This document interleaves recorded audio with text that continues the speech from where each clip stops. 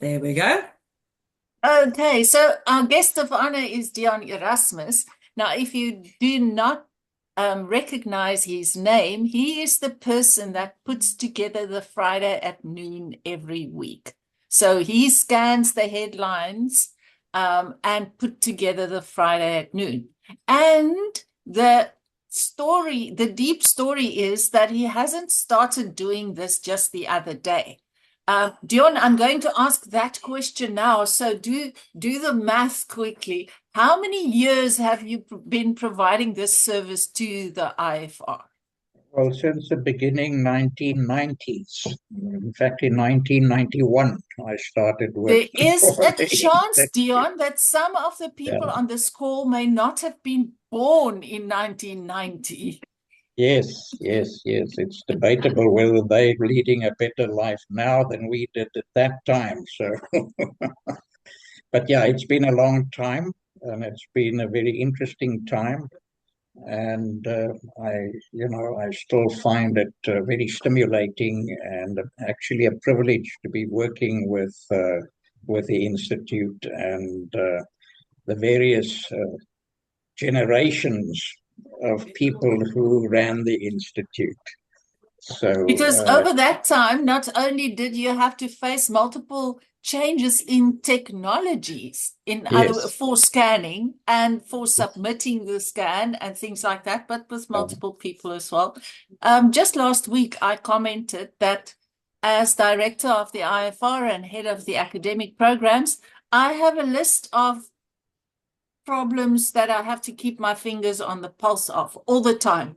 John, but you are never on that list. I don't even wonder whether I have to check up whether Dion is going to submit his. It just happens. I think I will be truly shocked if something happens and Dion's Friday at noon doesn't arrive in the inbox on the time. So, Dion, thank you very much for being a very, very trusted part of our organization and also delivering just really cool stuff.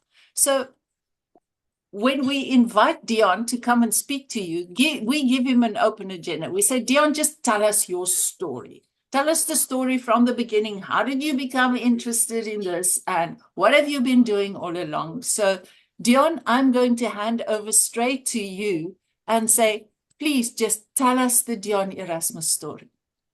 okay. Thank you, Doris. Um, I'm personally involved. Just to kick off, I'm personally involved in quite a bit of nature conservation projects, and we met with a retired game ranger from the Kruger National Park the other day, Stephen Whitfield, who was a regional ranger who actually grew up in the Kruger Park. His father was a ranger as well. So he came to conservation really, he was born into it and retired as one of four regional rangers responsible for over 500,000 hectares of the Kruger National Park, which is a huge area. And I had a group of young people with me, and the whole idea was for him to tell his life story and also to motivate these young people, into caring for the environment and so forth. They come from, let's call it, underprivileged areas where they don't actually come into contact with nature. And Stephen said something which made me think, because one of the kids asked him, "Well, why did you get involved in conservation, and how did you develop a passion for it?" So he said, "Well, he was born into it, and he just took it for granted. Conservation was part of his life." And it was only when he finished school and left the park and went to Pretoria to study at university that he realized after 3 months how much he loved conservation and the park. So, he had to be removed from the situation to actually realize why he's doing it, and that he had almost literally an inborn love for conservation, and that previously it was just part of his life, but you can have something part of your life without really realizing how much you love it and how much it motivates you and so forth. So I thought, well, maybe, it's also part of why I love what I do. As a kid, I was always interested in news, and I don't know why, because my parents weren't necessarily, interested in news. They weren't in journalism at all.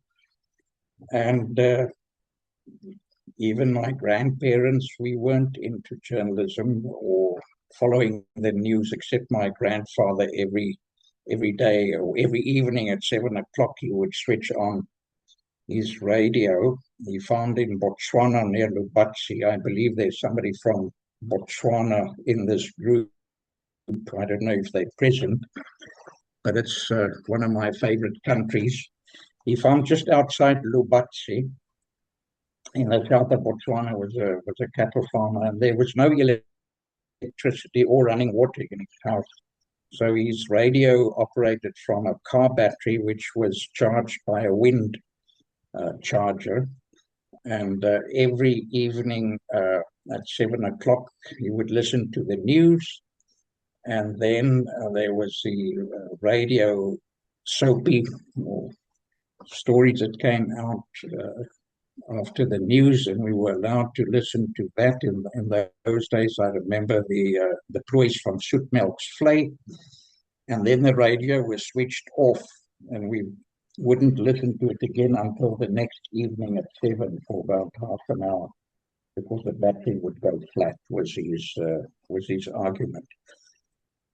And I think that is where I started as a young child in the Botswana environment. It's a rough, tough environment if you're a cattle farmer, and that exposure to the news at a young age got me interested in it, and I kept my interest going right through school, through military service, and eventually ended up in government service with the Department of Foreign Affairs, where I became a media specialist at the department and was appointed in various postings overseas as the embassy's media spokesman from quite a youthful age.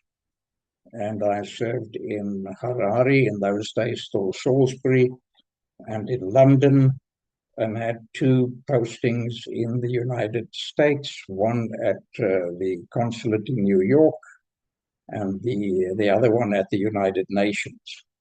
And throughout my career, I've been involved with news, either as a journalist or as a spokesperson for the government at that time. And even after I left government service, I was involved as a communications person for large corporations, including South African breweries. Then started my own business, also still in corporate communications, doing company annual reports and anything from corporate identity to marketing, etc. So I've been in the business of information really all my life, and I think I've developed, as Stephen Whitfield said, a love for the industry, if you want to call it that, a love for the discipline, and a love for the ability to source knowledge and to present it and to convey it to various audiences. So Doris mentioned the changes in technology, circumstances, and so forth. And one thing that remains sacrosanct, as far as I'm concerned, with all these changes that we're experiencing, and specifically artificial intelligence, which is thundering towards us, there's one thing that I regard as sacrosanct, and that is truth. Now, there are obviously various truths, and one can hardly speak of the truth as far as any subject is concerned. But I think the one should learn and nurture the ability to distinguish between various so-called truths. Obviously, different points of opinion and so forth can shape truth, but I've found over the years that one needs to identify sources of information that you can trust, sources that are as objective as possible. I've also learned that there isn't really anything that is 100% objective and impartial, but that somewhere amongst all those factors and angles and so forth, there is a core of truth which remains and should remain at the core of everything I report on, and that I read, and that I shape my views on. I can mention many examples of how I work to get to whatever I had to produce. For instance, when I worked at the United Nations, we didn't have internet in those days. The most advanced form of technology we had, other than the telephone, which in those days were, communications were carried by cable systems and so forth, and radio to some extent. The most advanced piece of equipment we had in our offices at the United Nations was the telex machine. And I don't know if any of you know what a telex machine is, and the sound it makes when a message comes through. And the fax machine. The fax machine was an amazing piece of technology which we started using at the time. I don't know if anybody in this group actually knows how to use a fax machine or what it is. Well, anyway, I would identify my sources of information, because I produced a daily newsletter focusing on Southern Africa, which I produced and delivered every day at 12 o'clock, interestingly enough, also at 12 o'clock every day, to the Secretary General of the United Nations, to his office. He used to have a daily press briefing at 12 o'clock, and all of the various missions to the United Nations would send their information officers or diplomats to attend this meeting. And the various missions to the UN would invariably have some either press release or comment or whatever on whatever affairs were occupying the United Nations at the time. And they had like a shelf where you could put your news releases printed, put it into this shelf, and then people who come by can pick it up and collect it and read it. The sources for my daily bulletin were mainly South African Broadcasting Corporation, their regular news bulletins, and the BBC Africa Service, Voice of America, and so forth. So, and obviously then the wire services like Reuters, Agence France Presse, etc. And I would then record the radio news on a cassette and make notes to my secretary, which I would give to at 8 o'clock in the morning. She would transcribe my notes and she would type it out on a wax sheet, which was placed into a Gestetner machine. It's very primitive, but it was very effective. And then you get ink that is spread over this wax sheet, and you turn a handle, and it feeds paper through this machine, and to produce however many copies you need. And you have to be careful not to smudge the ink and so forth. And that was how I took my daily bulletin to the United Nations Secretariat. And on the second floor, which was at that stage the Secretary General's floor, and that is how I distributed my news. And again, the Botswana connection, the Botswana ambassador to the United Nations was a great fan of my publication, of my news review. And I don't know whether it was because we had a Botswana connection. My father was born there and my grandfather found there. But he was always very keen to receive it. And then some days we didn't have enough news to put a bulletin out. And we would get calls from the ANC representatives, from SWAPO, from all the liberation movements, because my news bulletin was their main source of information as far as news from home, so to speak, was concerned.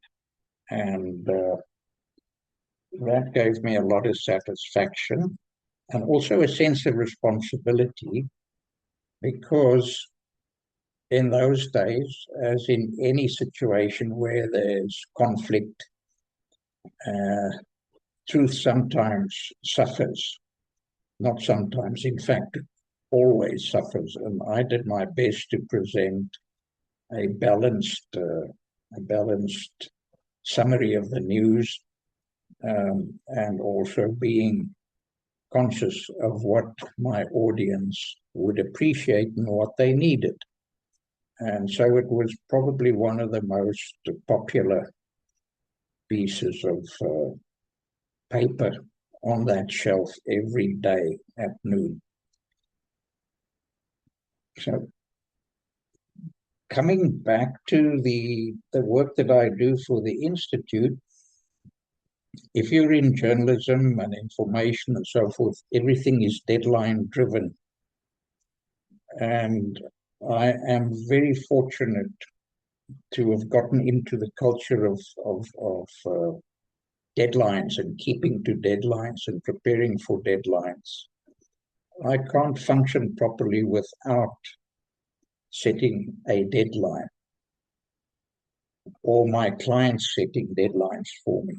And I think as far as research is concerned and producing publications, and whatever product you produce, deadlines are so important just to keep the discipline and keep you going. And I'm 75, and I live my life with the sun rising every day and setting every day. And nature operates on deadlines as well. And we as human beings have our own deadlines. Systems have deadlines and so forth. And then they start adding costing to it and so on. And I think in what you guys are doing, a lot of research, and I presume you also face your deadlines as far as delivering papers and studies and so forth are concerned. Without that, things start unraveling and going wrong. So I'm just grateful that I still have an opportunity to follow certain deadlines. I don't know what I'll do without the Friday afternoon deadlines, because it is almost a full-time job. Uh, Even though the Friday afternoon comes out on a Friday, it's a weekly publication. I have to follow the news on a daily basis, write it up, and then do final selection and editing in time for it to go out on a Thursday. For the staff at the IFR to have a look at it and go through it and fix what needs to be fixed. And then on Friday mornings, I add whatever news items come up during the evening, and what fits the headlines on Friday, so that it's fresh news, or as fresh as possible when it goes out on a Friday on that basis. So, I would normally start working at around 9 o'clock in the morning, sourcing my news, and obviously one is aware of what's happening. Watch the television news, BBC, or listen to it and so forth, so that you're aware of what the trends are at the moment and follow those. It is very difficult to spread one's sources on a wide basis. My sources are, number one, English language sources. I prefer to follow traditional media or mainstream media, which is often nowadays being discarded as a reliable source in favor of other forms of news, individuals having their podcasts and so forth. Fewer and fewer people are nowadays watching the BBC News, for instance, television news. The tendency is to move towards podcasts, influencers, so to speak, individuals, whether they are experts or not, celebrities, and so forth. I've tried to explore that area as a source for what I produce. Some of them are good. Most of them I feel fall short. And maybe it's just because I'm old school, which I don't apologize for. But to my mind, an institution such as, and I'm just mentioning the BBC as an example, there are many such examples in the English language world. The BBC has a long tradition of gathering news and reporting news, and sometimes they get it wrong, but mostly they get it right. Mr. Trump doesn't think so, and maybe on one or two occasions he has reason to not think so. But the BBC has a staff of journalists that number around 2,000. These are 2,000 trained people all across the world, correspondents and journalism and editorial staff who are professionals, and who gather the news, edit and produce it to my mind, in a very responsible manner. And they're up to date. If you take wire services like Reuters and so forth, they have trained people out in the field covering stories. If we look at the war in the Middle East at the moment, yes, there are people on the ground, whether they be ordinary people with a cell phone recording certain happenings and so forth. That is useful up to a point, and mainstream media often uses that footage and feedback on the ground from normal and ordinary citizens. You need that angle as well, but you need a professional and a disciplined approach to present the news in a responsible and factual manner. Now, the same goes for another publication, which to my mind is probably the best of its kind in the world, and that's The Economist. They have a editorial staff at head office of just over 300, and they have correspondents and reporters all over the world. In total, they number 1,500 people that put that publication together. That says something to me as somebody who looks at sourcing news all the time.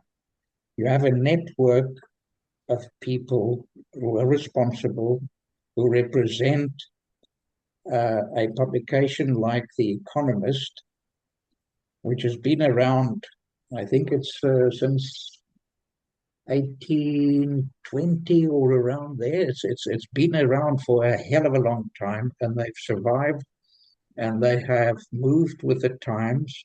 Their podcasts are excellent, and those are the sorts of sources that I rely on and that I trust. Unfortunately, as I mentioned,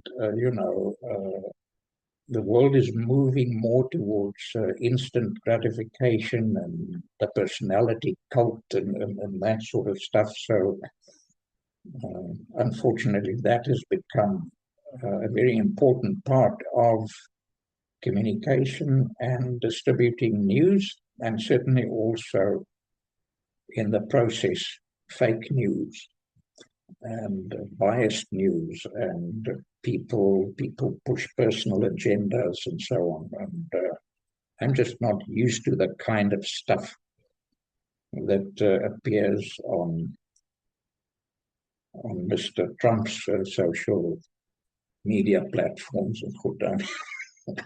It's just you don't know what to believe, and his supporters and so forth. You don't know what to believe anymore.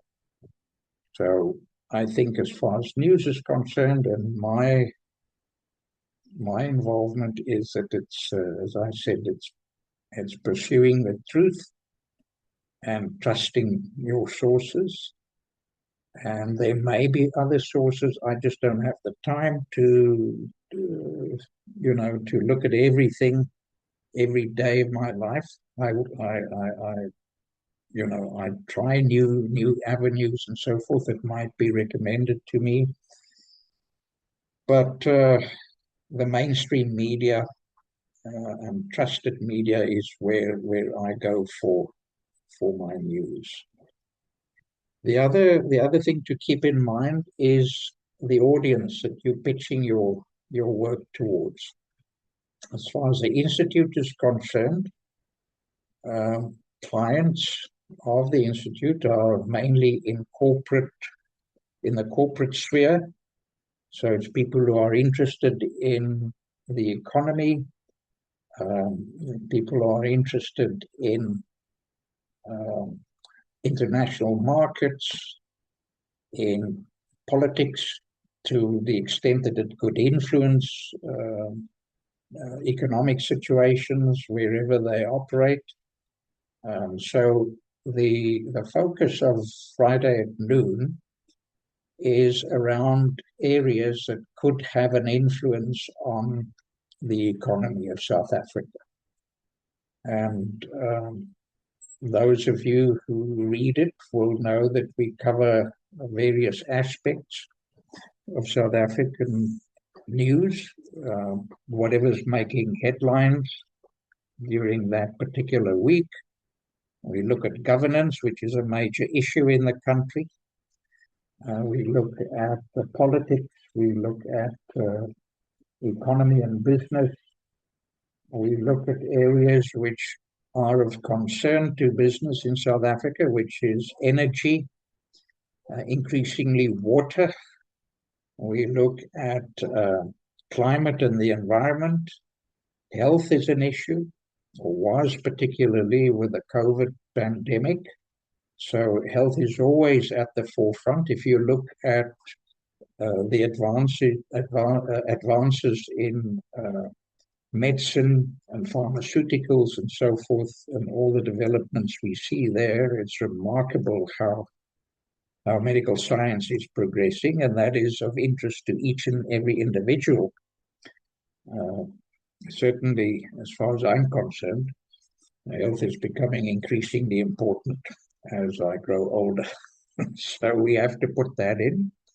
We've seen what pandemics can cause as far as the global economy is concerned. And then we also look at, we used to have a separate publication for Southern Africa, but according to a survey which was done a few years ago, it didn't feature very strongly. So we've just sort of tagged it onto the Friday at noon, and I just have a short section looking at Southern African news, and especially those countries where we have South African interests, whether it be SADC or whether it be business interests in Nigeria or Democratic Republic of Congo or Zimbabwe or whatever. So I usually just add a few interesting stories as far as Southern African developments are concerned.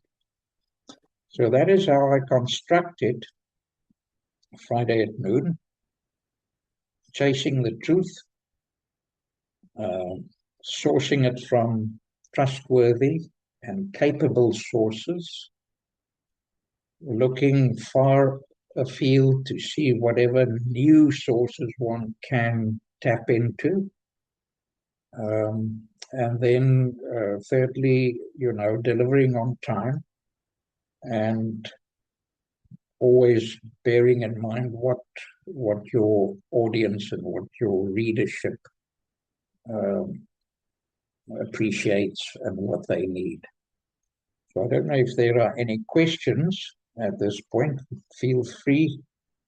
I'm open to any discussion.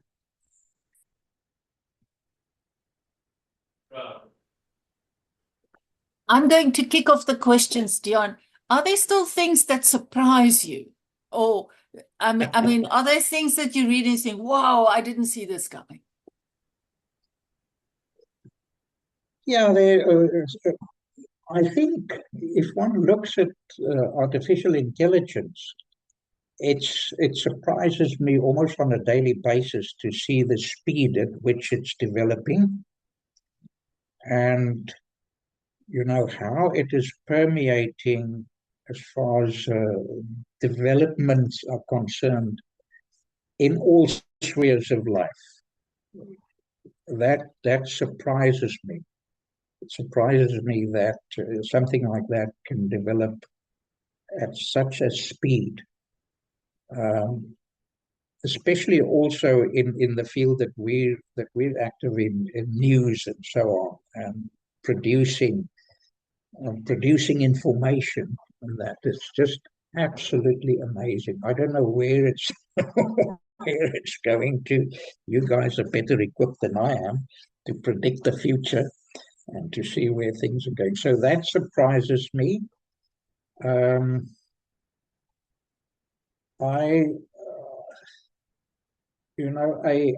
individual, or let's put it this way, it surprises me that America is turning into a rogue state. On the one hand, it surprises me. On the other hand, if you look at what's happening, around the world today, and you go back in history, I'm not so surprised, because each generation throws up a Donald Trump or a Adolf Hitler or whatever. I'm reading a book at the moment. It's called The Lives of the Caesars. It was written by a Roman, a contemporary of uh, some of the Roman Caesars. He's called Suetonius. In fact, I've got the book here next to me. And I read the lives of the Caesars, and I see the same thing happening as we sit here. So humanity, while it can surprise you in so many ways, it's the same old story packaged differently. And it boils down to basic human nature, and how human nature manifests itself in whatever times we look at, and whether it's amplified by technology or whatever, the basics remain the same. All those cardinal sins and so forth get regurgitated with each generation. So whilst one gets surprised about certain things, if you sit and think about it, those surprises happen to some extent in the past, and they will happen in future as well. But it's still based on human nature and whatever weaknesses and In strengths our we have. field, Sahel Inyatula wrote about long cycles. That is some of his less prevalent work, but he wrote quite a bit about that long cycles, that sort of, contractive, and those people as well. Okay, questions from the floor about scanning and what to read and where to find information.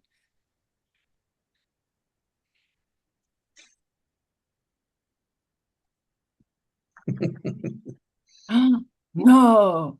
Any other questions or compliments? We take compliments as well. Deon, I would like to know, which sources do you think are highly overrated? Which sources are overrated? I think certainly the ones that I've come across that were recommended to me by the podcast by individuals. And where you listen to somebody who's supposedly an expert, and you actually find out, well, he's not really an expert, but he's a celebrity and he's a so-called influencer or whatever. So they are, whether we want to admit it or not, they are nowadays very important sources of information to a lot of people. And so those are mainly the ones that I'm disappointed in. I'm starting to get disappointed in some of the mainstream media as well, where one can see that lack of funding, and in many instances they are battling for their survival. And publications, and I'm not going to mention any by name now, but some of the publications that I regarded very highly in the past, the cracks are getting wider and wider, and the quality is getting less and less. And it's simply because they do not have the funds to employ professionals anymore, or they work under so much pressure with reduced staff and so forth that the quality is slipping. And that, to me, those are red flags as far as the area that I'm active in. Reliable sources are becoming less. And I get, I'm disappointed and sad and alarmed at that. And we need to support professional journalism and yeah, that is what we need to support. But people, people are just not doing it. Advertising has gone to the sensationalists and the instant gratification stuff and so forth. So yeah, that to me is disappointing. I'm going to ask you before I give chance for a next question to each just type in the chat, or you can say it out loud if that would be preferred, but otherwise you can type just one thing that you've learned from Deon today, or that you will remember that Deon said today. Some interesting thing, something that Deon said that is sticking in your mind that you're going to take away and remember. And then I'm going to ask whether there are any questions or comments. Deirdre, I see you are unmuted. Does that mean you want to say something? No, not really, but I'm sort of thinking of something. It's sort of, sort of listening now to Deon is fractured reality.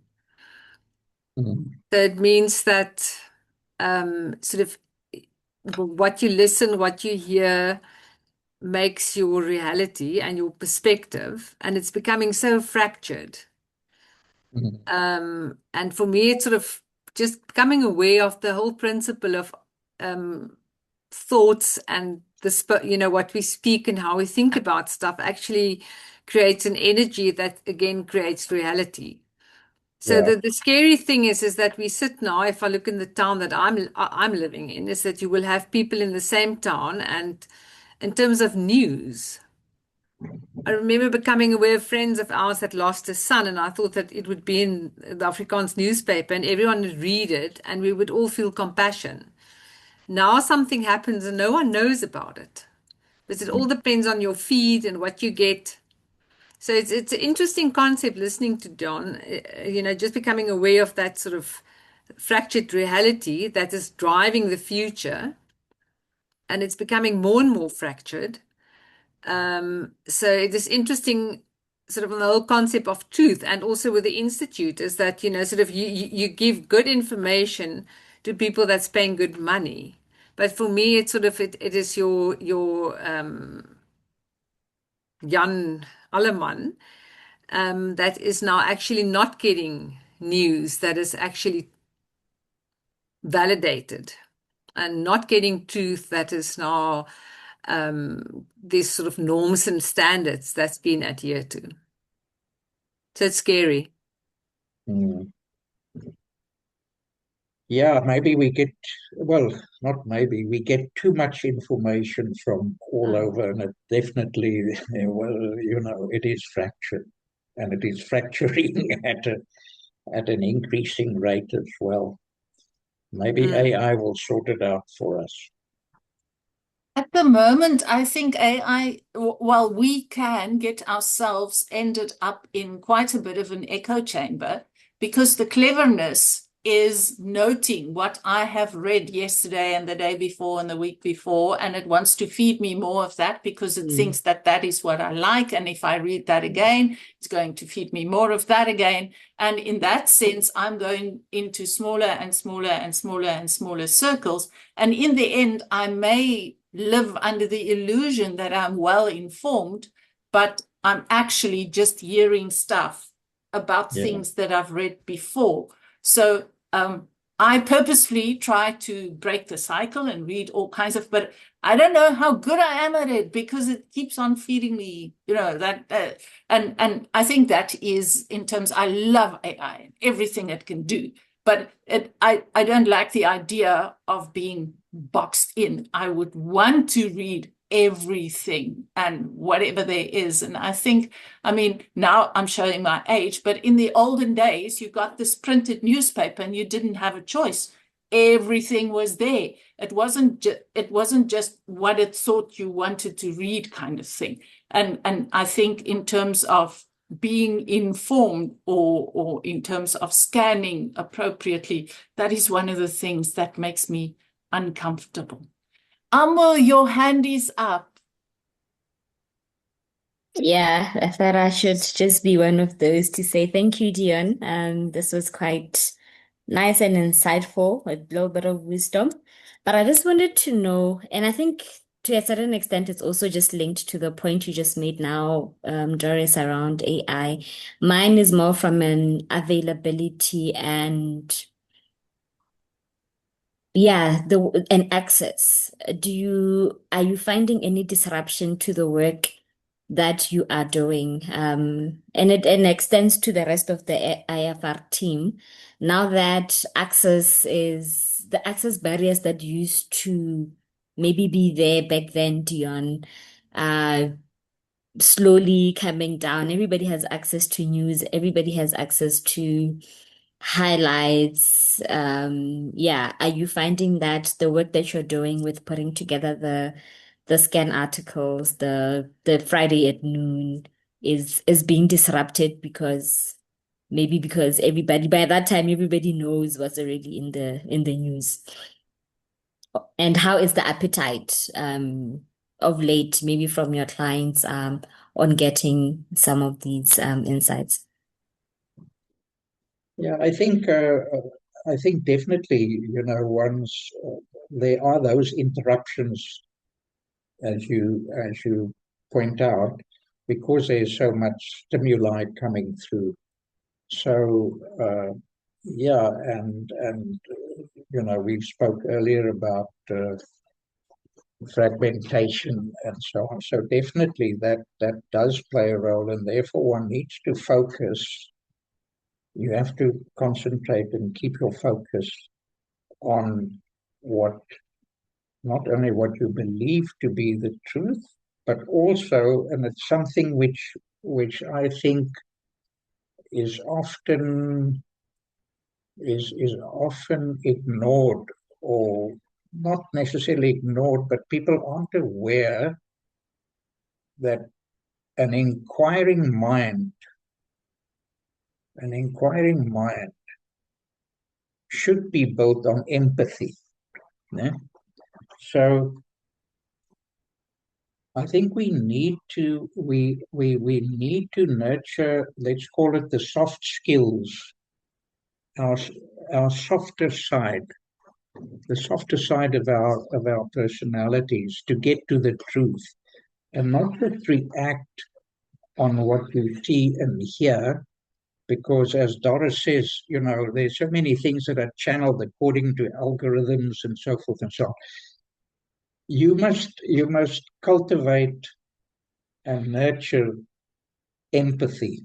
So if you see a news report and your first reaction is to react negatively and say, geez, how the hell can this guy do this or that or whatever? Sit back and try and empathize with not only the individual, but the circumstances that gives rise to that event or that person's reaction. And I think we are losing that as we're losing the culture of empathy. If you just look at the situation in the Middle East, if only there were more empathy, there was more empathy amongst the various actors and so forth, maybe you create better understanding and so forth, and you can really get to the truth rather than the fabricated truths that's put out there as real and whatnot. Yeah. So I think that's one way of countering the algorithms and propaganda and so forth. I may add the client perspective. We have heard from numerous of our subscribers and clients that they sort of, through the week, they just keep one light eye on the news because they know Friday at noon is coming. And then they could just read the Friday at noon and know what they should be knowing. So, Deon, thank you very much for making a lot of people's lives easier, because they say, yeah, they keep sort of one eye out and think, yeah, okay, I see that, but it's okay. On Friday, I will read the stuff and then I know what I should know. Because they really rely on the Friday at noon and they trust the news that comes through the Friday at noon. Devon, final comment before we say goodbye. Yeah, it's just a comment. On the subject of empathy, I'll be the one saying thank you, Deon. The other day, I heard someone said that he's working with people, and he said after his pension, he's gonna get an interdict against humanity because he doesn't want to see people anymore. He just want to sit in some escape pod somewhere. But it's refreshing, Deon, seeing someone also still contributing, still adding value, still following his passion in a world that has changed so much from your fax days. So thank you still for contributing and adding value. It's for our team. May we also after our work season be contributing and following our passion. So thank you, Deon. Thank you. Thank you. On those wise words, thank you for that, Deon. Deon, there are all kinds of compliments in the chat. And yeah, Chris, we're looking for those sports scans, right then? About the sports stuff and things like that. Jesse says his palette of information digestion needs a quality review. We will be watching this space, Jesse, and see. Neo says, consider the audience that you are writing for. So all kinds, and the downside of instant gratification. So thank you very much, Deon. Thank you for making time, for sharing your story with us. I certainly really enjoyed listening to it. Thank you very much to all of the scan volunteers next week. So please submit scans. This is the mother eyes looking at you. Submit scans. Okay, get those done. Overwhelm Frida with all kinds of interesting things that she can read, and we will see you then again next week. Any other questions, comments before we say goodbye? All good? Deon, thank you again. Thank you.